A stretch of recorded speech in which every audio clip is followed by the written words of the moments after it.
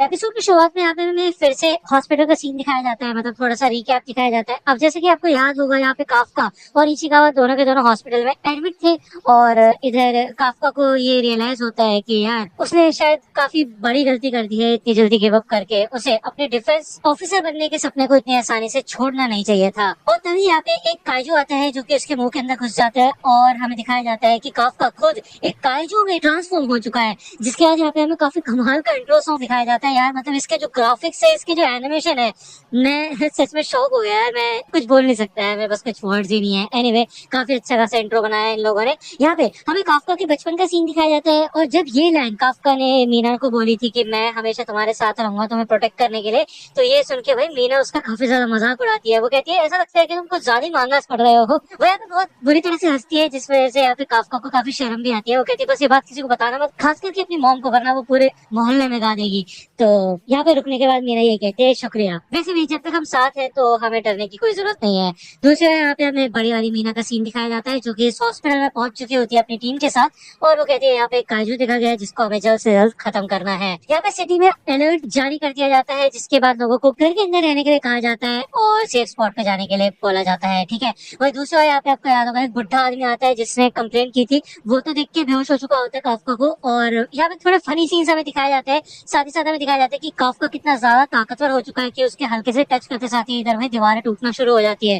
ठीक है ना, जिसके बाद इचिकावा और काफका दोनों के दोनों इस हॉस्पिटल से भाग निकलते हैं। मीना को अपडेट मिल जाता है कि काइजू यहाँ से भागने में सफल हो चुका है और वो कहीं और जा रहे हैं, एक इवैक्यूएटेड एरिया में। ठीक है, वही दूसरा इचिकावा में सोचता है कि यार सेंपाई काइजू है, ऐसा कैसे हो सकता है, ये कब से है ऐसा, क्या वो सच में काइजू है भी या नहीं, मेरे को यहाँ पे कंफर्म करके देखना पड़ेगा। यहाँ पे जब वो पीछे मुड़ता है तो वो पूछता है कि क्या आप यही है, तो हमें दिखाया जाता है कि काफका यहाँ पे अलग अलग फॉर्म में मल्टीप्लाई हो चुका होता है। भाई वो अपने पिछले फॉर्म में से काफी ज्यादा अलग हो चुका होता है। इचिकावा पूछते हैं कोई स्पेशल मोड है क्या तुम्हारा, जिसके थोड़ी देर बाद यहाँ पे काफका का जो काइजू होता है वो एक कौवे को भी खा लेता है भाई जिंदा, जिसके बाद इचिकावा ये सब देख कर भाई हैरान ही हो जाता है। वो सोचता है भाई चल क्या रहा है यहाँ पे। थोड़ी देर बाद काफका अपने नॉर्मल काइजू फॉर्म में आ जाता है और ये दोनों यहाँ पे भाग रहे होते हैं, लेकिन काफका को वॉशरूम जाना होता है। इचिकावा से कहते हैं थोड़ी देर रुकने के लिए, लेकिन काफका कहते हैं यार मेरे को खुद समझ नहीं आ रहा, मैं वॉशरूम जाऊंगा कैसे, मैं करूंगा कहाँ से, समझ नहीं आ रहा मेरे को, लेकिन वैसे अब रोका नहीं जा रहा बिल्कुल भी। तभी यहाँ पे हमें दिखाया जाता है कि भाई उसके निप्पल्स में से यहाँ पे टॉयलेट निकल रहा है, भाई क्या हो रहा है यहाँ पे। जिसके बाद ये देख के तो भाई काफका पूरी अपनी उम्मीद खो देता है। वो कहता है भाई अब मेरे को अपनी पत्नी के रूप में कोई स्वीकार नहीं करेगा, ये क्या भाई क्या चल रहा है मेरी बॉडी के साथ, मेरे को तो यहीं पे मर जाना चाहिए। यहाँ पे काफका को एक बात रियलाइज होती है कि अब क्योंकि वो एक काइजू बन चुका है तो शायद अब वो कभी भी जिंदगी में डिफेंस फोर्स को ज्वाइन नहीं कर पाएगा, जिसके बाद वो थोड़ा सीरियस हो जाता है।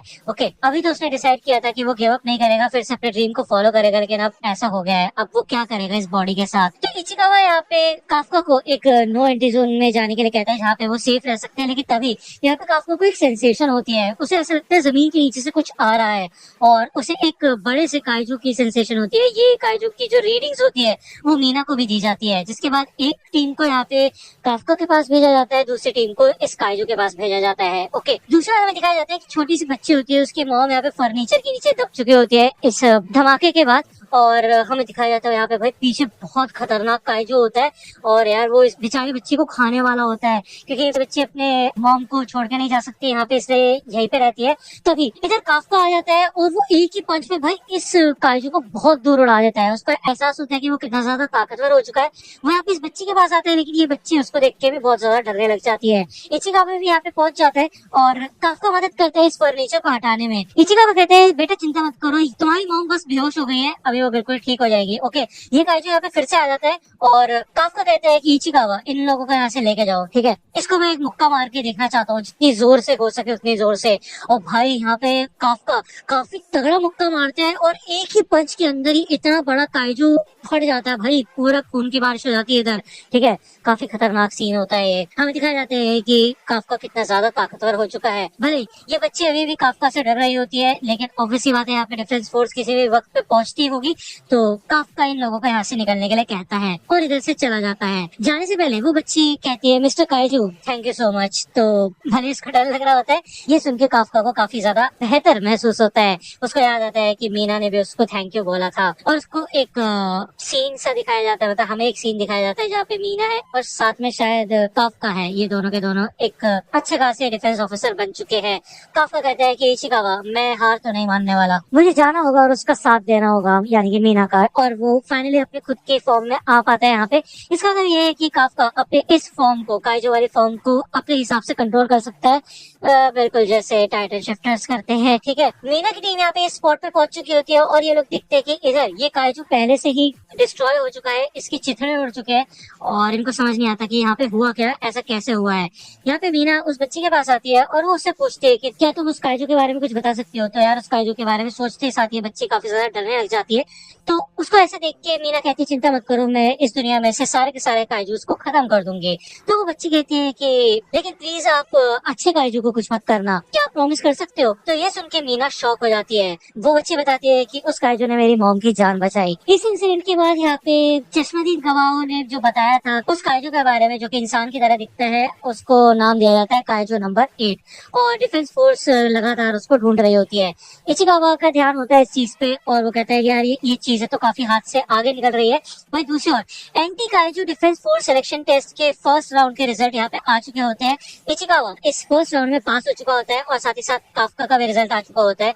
इस रिजल्ट को वो लेके जाता है काफका के पास, लेकिन बीच में वो खोल के देखता है इस रिजल्ट को जिसमें वो पास हो चुका होता है ऑलरेडी। ठीक है, तो इचिकावा काफी खुशी से यहाँ पे काफका के पास आता है, लेकिन काफका तो भाई यहाँ पे अपने काजू वाली फॉर्म में बैठ के नाश्ता कर रहा होता है। तो आते साथ यहाँ पे इचिकावा उसको लात बजाता है और कहता है तुम्हें शर्म नहीं आई, तुम्हारा पूरा चेहरा न्यूज चैनल पे छाया हुआ है और तुम ऐसे खुले में बैठ के खा रहे हो, किसी ने देख लिया तो दिक्कत हो जाएगी। तो यहाँ पे काफका बताते हैं कि वो कभी कभी अपनी फॉर्म को कंट्रोल नहीं कर पाता, ऐसा गलती से हो जाता है। तो यहाँ पे हमें पहले का सीन दिखाया जाता है जब हॉस्पिटल के अंदर इचिकावा अपने कंधे पे काफका को उठा के लेके आता है और वो कहता है कि जब वो काइजू आया था वहाँ पे तो ये लोग वहाँ से भाग गए थे, जिसके बाद काफका के ऊपर किसी का ध्यान नहीं जाता, शक नहीं होता उसके ऊपर। जब ये रिजल्ट इचिकावा काफका को देता है तो काफका कहता है चलो दिन की शुरुआत तो अच्छी हुई। तो इचिकावा कहता है मुझे तो लग रहा था तुम कुछ ज्यादा खुश हो गए, लेकिन काफका कहता है अरे यार मैं फर्स्ट राउंड में तो पास हो ही जाता हूँ, सेकंड राउंड में बात लगती है बस मेरी। तो इचिकावा कहता है वाह बड़े प्राउड हो यार तुम इस बात पे। तो वही 3 महीने से यहाँ पे काफका अपनी पूरी मेहनत कर रहा होता है इन टेस्ट रिजल्ट्स में अच्छा परफॉर्म करने की, ठीक है ना।